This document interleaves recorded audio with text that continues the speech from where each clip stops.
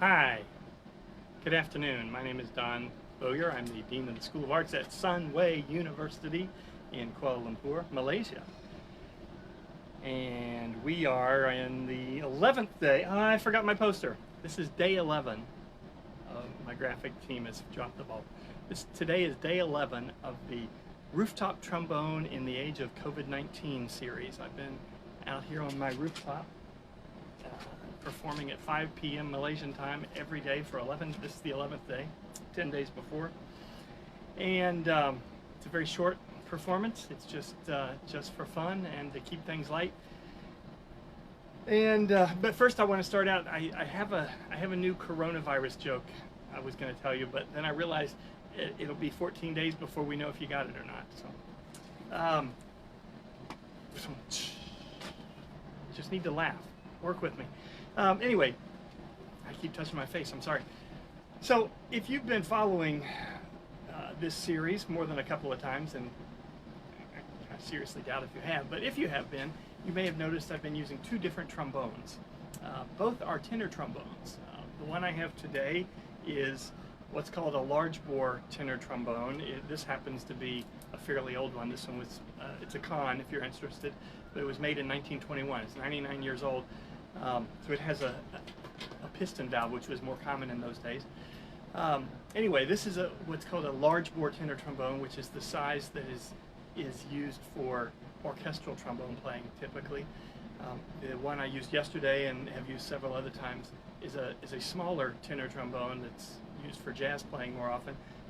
It's a smaller bore size, and by bore size I mean the size of the tube. The tubing is the same length of the two tenor trombones, but the diameter of that tube on this one is, if you want to get technical, this is 0.547 of an inch, 547 thousandths of an inch. The other one, the jazz trombone, is 500 thousandths, or half an inch exactly.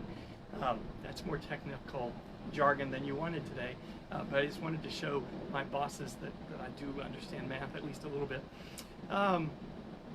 So that's for you guys. Anyway, the reason I mention all of that is because there is another very common trombone, the bass trombone, which is a larger bore size still, and also typically has two valves, although not always. But it's that larger bore size that gives it that bass sound.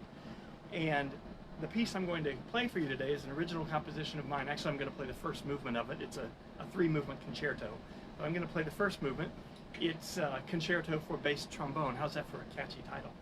Movement number one. And I haven't done this until now because I don't have a bass trombone here at the house with me. I own one, but the university that's that way about half a mile is, or what's that, almost a kilometer, is locked up in my office in the university, and until this lockdown, until Malaysia's lockdown ends, I can't get the bass trombone. So I wasn't going to play this piece, but I was running out of other stuff to play, and I decided, especially now that we've extended to 28 days, I really wasn't counting on that. Sorry, I've talked too much already. My wife tells me I talk way too much, especially in the morning, and I know it's morning her time because she's stranded in the United States. Enough of that. I was going to say something really profound, and instead I'll just play the music. But for this, I'm going to, if you'll again pardon the technology, this is a concerto for bass trombone with orchestra, with strings actually, only strings. And of course, I don't have any string players here, but my computer does a passably mediocre job of imitating strings, and so I'm going to play along with the computer. Now, I tell my students, don't ever apologize in advance because maybe people won't notice, but I'm guilty, I'm going to do it. The computer doesn't follow the conductor nearly as well as it probably ought to, so we're gonna try to keep together, but it's very inflexible. Anyway, first movement, Concerto for Bass Trombone. Let me get the string started. Hope you can hear that.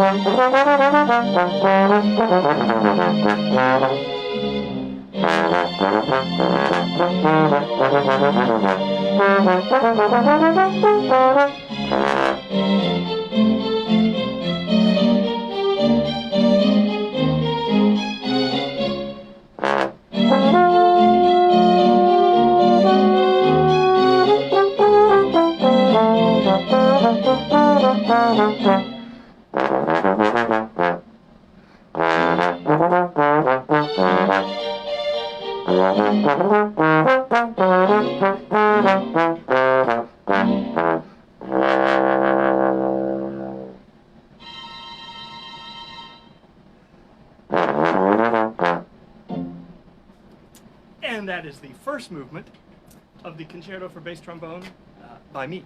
Anyway, as you can see, it's a challenge on a tenor trombone, but I'm going to commit right now to try to do the second movement and maybe also the third movement tomorrow, or certainly the second movement tomorrow, and I might, depending on how long it lasts, I might hold off on the third movement, because as I mentioned earlier, I've got 28 days to do this. I really only counted on 14 in the first place, so I got to quit putting pieces together. Anyway, that's today. It's so great to have you with us. I thanked, yesterday was dedicated to healthcare workers. I really was thinking earlier today that there's another group of people that we really ought to show our appreciation to, and so that, in my opinion, is the scientists and other experts. At least in the society I come from, there is way too little respect anymore for expertise. Everybody thinks, I read a book once, I know everything about that. I drive over bridges every day, I could build a bridge. I personally think we need to have respect for expertise. And in this case, I don't know a thing about epidemiology, but I see the guys and the men and women on television who are experts in epidemiology, and I trust them. And so I'm happy to, well, not happy, I'm perfectly satisfied being locked down here in my apartment, and I hope the rest of you will just stay home. All right, thank you. That's it for today.